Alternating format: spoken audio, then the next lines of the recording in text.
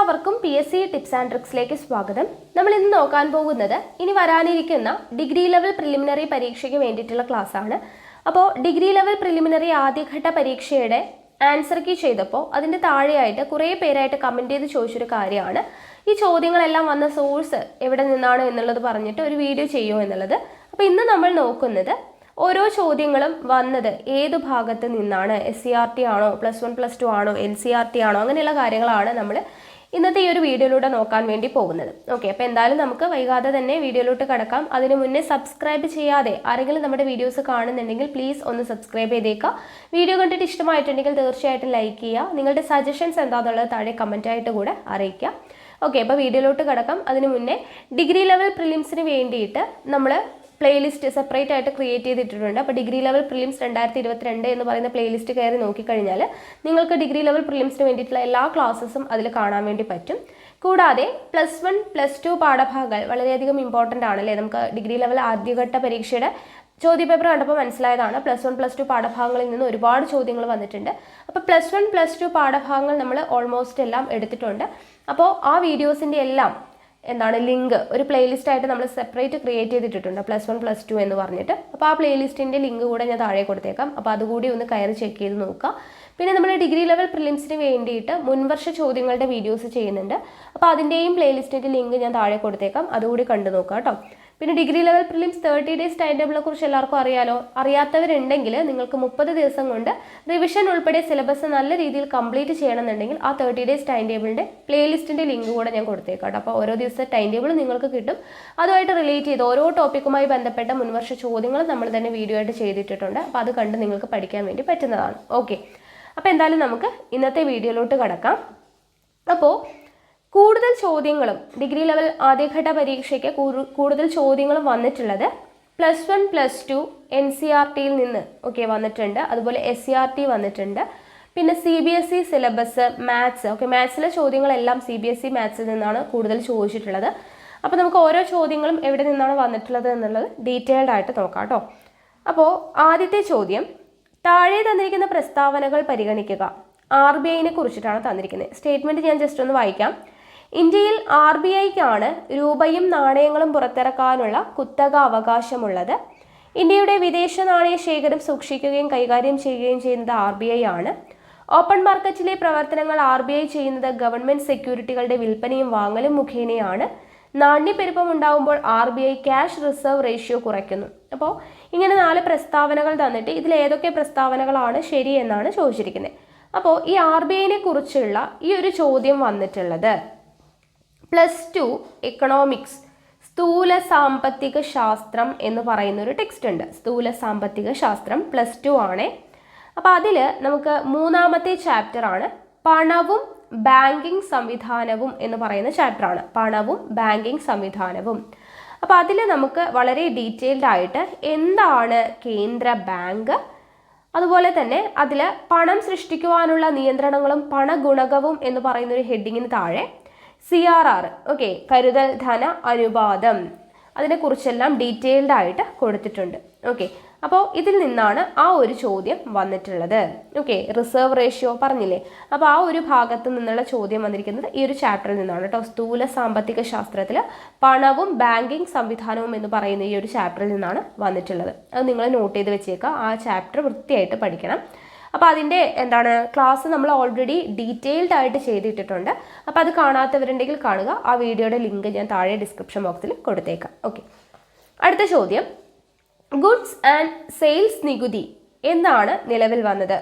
GST നിലവിൽ വന്നതാണ് ചോദിച്ചിരിക്കുന്നത്. നമുക്കറിയാം 2017 ജൂലൈ 1 അപ്പോൾ ഈ ഒരു ചോദ്യം എടുത്തിട്ടുള്ളത് SCRT ആണ് കേട്ടോ. SCRTയിൽ ചരക്ക് സേവന നികുതി എന്ന് പറഞ്ഞ ഹെഡിങ് കണ്ടോ. അപ്പോൾ ഈ ഒരു ചാപ്റ്ററാണ്, അതായത് 10ാം ക്ലാസ്സിലെ 3ാമത്തെ ചാപ്റ്ററാണ് പൊതുചെലവും പൊതുവരുമാനവും എന്ന് പറയുന്ന ചാപ്റ്ററിൽ നിന്നാണ് ഈ GSTനെ കുറിച്ചുള്ള ചോദ്യം. അതിൽ കറക്റ്റായിട്ട് പറയുന്നുണ്ട് 2017 ജൂലൈ 1 മുതൽ ഇന്ത്യയിൽ നിലവിൽ വന്ന ഏകീകൃത പരോക്ഷ നികുതി സമ്പ്രദായമാണ് ചരക്കു സേവന നികുതി എന്നുള്ളത്.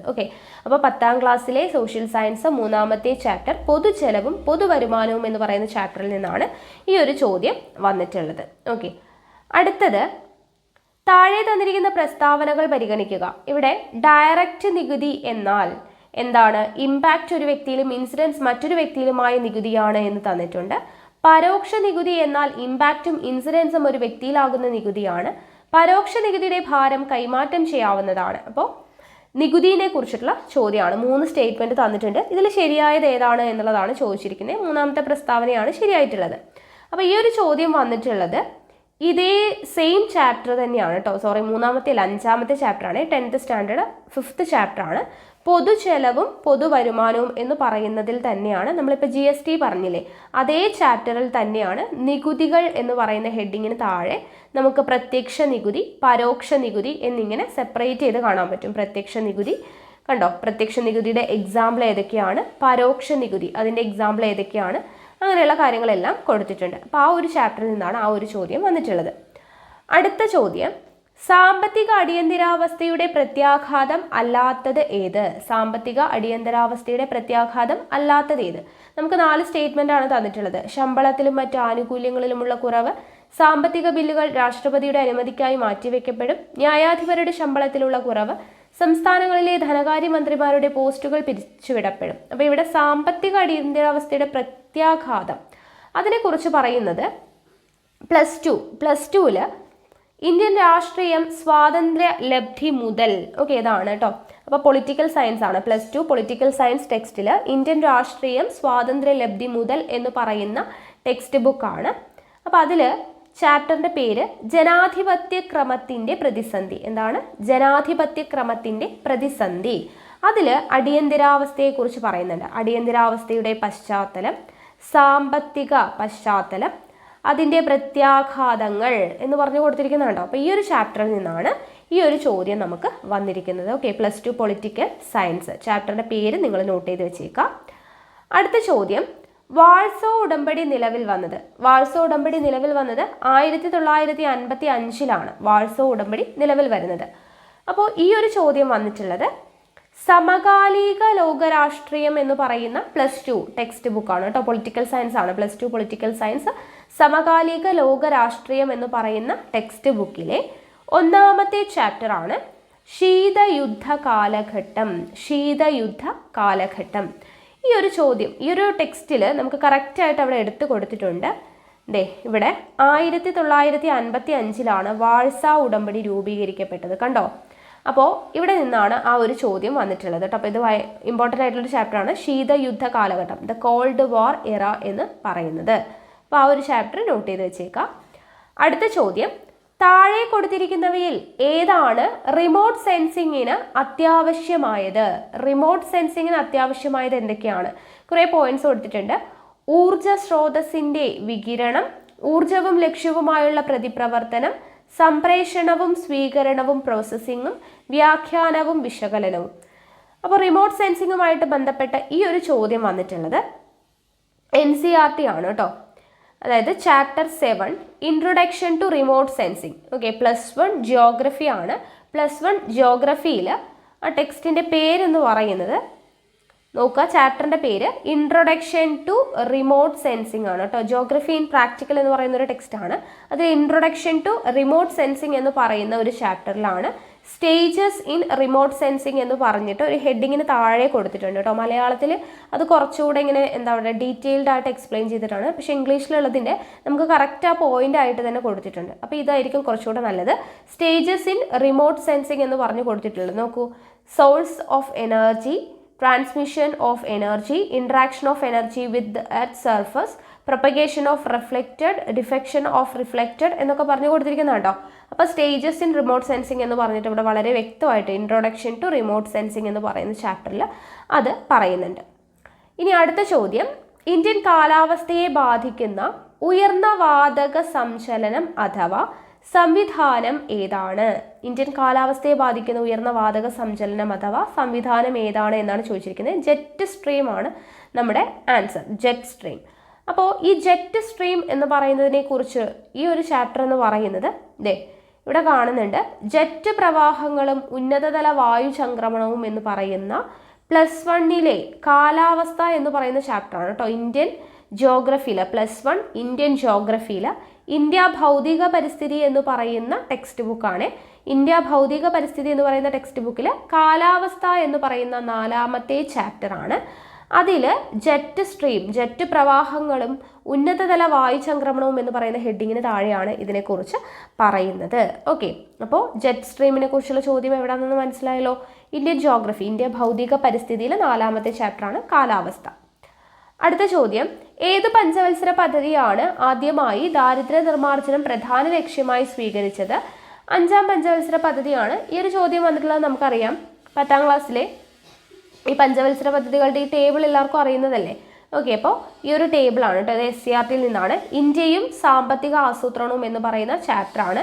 10 അല്ല, 8ാം ക്ലാസ് ആണ് കേട്ടോ, സ്റ്റാൻഡേർഡ് 8 ആണ്. 8ാം ക്ലാസ്സിലെ ഇന്ത്യയും സാമ്പത്തിക ആസൂത്രണവും എന്ന് പറയുന്ന ചാപ്റ്ററിലാണ് ഈ ഒരു കോളമായിട്ട് കൊടുത്തിട്ടുള്ളത്. അപ്പോൾ അതിൽ ഓരോ പഞ്ചവത്സര പദ്ധതിയും അതിൻ്റെ ലക്ഷ്യവും കാലഘട്ടവും കറക്റ്റായിട്ട് കൊടുത്തിട്ടുണ്ട്. അടുത്തത്, ഇമ്പാക്റ്റ് പ്രിൻ്റർ ഏത് വിഭാഗത്തിൽ പെടുന്നു? ഇമ്പാക്റ്റ് പ്രിൻ്റർ ഏതാണ്? ഡോട്ട് മെട്രിക്സ് പ്രിൻ്റർ ആണ്, ഡോട്ട് മെട്രിക്സ് പ്രിൻ്റർ. അപ്പോൾ ഈ ഒരു ചോദ്യം വന്നിട്ടുള്ളത് +1 കമ്പ്യൂട്ടർ സയൻസിൻ്റെ ടെക്സ്റ്റിൽ നിന്നാണ് കേട്ടോ. +1 കമ്പ്യൂട്ടർ സയൻസിൽ കറക്റ്റായിട്ട് നമുക്കവിടെ പ്രിൻ്റർ, അതിൻ്റെ ക്ലാസിഫിക്കേഷൻ, അതിൽ വരുന്ന dot matrix printer, inkjet printer, laser printer, thermal printer എന്ന് പറഞ്ഞ ഓരോ പ്രിൻ്ററിനെ കുറിച്ചും ഡീറ്റെയിൽഡ് ആയിട്ട് കൊടുത്തിട്ടുണ്ട്. അതുപോലെ ഡോട്ട് മെട്രിക്സ് പ്രിൻ്ററാണ് നമുക്ക് ഇവിടെ തന്നിട്ടുള്ളതിൽ ആൻസർ ആയിട്ട് വന്നത്. ഓക്കെ, അപ്പോൾ +1 കമ്പ്യൂട്ടർ സയൻസിലാണ് ഈ ഒരു ചോദ്യം വന്നിരിക്കുന്നത്.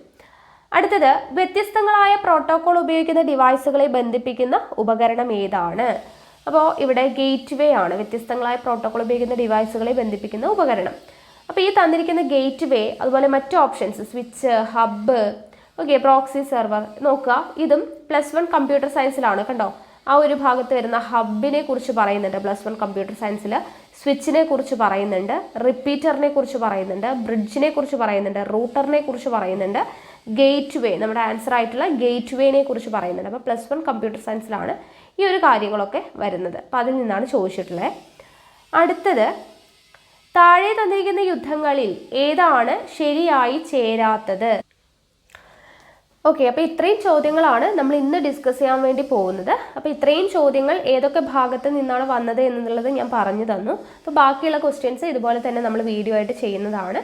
അപ്പോൾ ഈ ഓരോ ചോദ്യങ്ങളും വന്ന പാഠഭാഗങ്ങൾ നമ്മൾ ക്ലാസ് ആയിട്ട് മാക്സിമം എടുത്തു തരാൻ ശ്രമിക്കുന്നതാണ് കേട്ടോ. പരീക്ഷയ്ക്ക് മുന്നേ മാക്സിമം നമ്മളെ കൊണ്ട് പറ്റുന്ന രീതിയിൽ കംപ്ലീറ്റ് ചെയ്യാൻ വേണ്ടി ശ്രമിക്കാം. അപ്പോൾ NCERT ബേസ്ഡ് ക്ലാസ് വേണമെന്നുള്ളവരുണ്ടെങ്കിൽ താഴെ കമൻറ്റ് ചെയ്യാം കേട്ടോ. ഓക്കെ, അതോ PDF ജസ്റ്റ് ടെലഗ്രാമിൽ ഇട്ട് തന്നാൽ മതി എന്നുണ്ടെങ്കിൽ അങ്ങനെ പറയുക. ഇല്ലെങ്കിൽ നിങ്ങൾക്ക് ക്ലാസ് എടുത്ത് തരണം എന്നുള്ളവരാണെങ്കിൽ അത് താഴെ കമൻറ്റ് ചെയ്യുക. അപ്പോൾ നമ്മൾ ക്ലാസ് എടുത്ത് തരാം. ഓക്കെ ആണല്ലോ. അപ്പോൾ നമ്മളെ കൊണ്ട് പറ്റുന്ന രീതിയിലൊക്കെ നമ്മൾ ക്ലാസ് കംപ്ലീറ്റ് ചെയ്യാൻ വേണ്ടിയിട്ട് ശ്രമിക്കുന്നതാണ്. ഓക്കെ, അപ്പോൾ എന്തായാലും നമുക്ക് ഇതുമായിട്ട് ബേസ് ചെയ്തിട്ടുള്ള ക്ലാസ്സുകളെല്ലാം ഉടനെ തന്നെ ഉണ്ടായിരിക്കും. കൂടാതെ നമ്മൾ ആദ്യഘട്ട പരീക്ഷയുടെ ചോദ്യങ്ങളും അനുബന്ധ വിവരങ്ങളും ചെയ്യുന്നുണ്ട്. ഒരു പാർട്ട് ചെയ്ത് കഴിഞ്ഞു. അപ്പോൾ അത് കാണാത്തവരുണ്ടെങ്കിൽ ആ വീഡിയോയുടെ ലിങ്ക് ഞാൻ താഴെ കൊടുത്തേക്കാം, അതുകൂടെ കണ്ടു നോക്കാം. അപ്പോൾ അടുത്ത ക്ലാസ്സിൽ കാണാം. താങ്ക്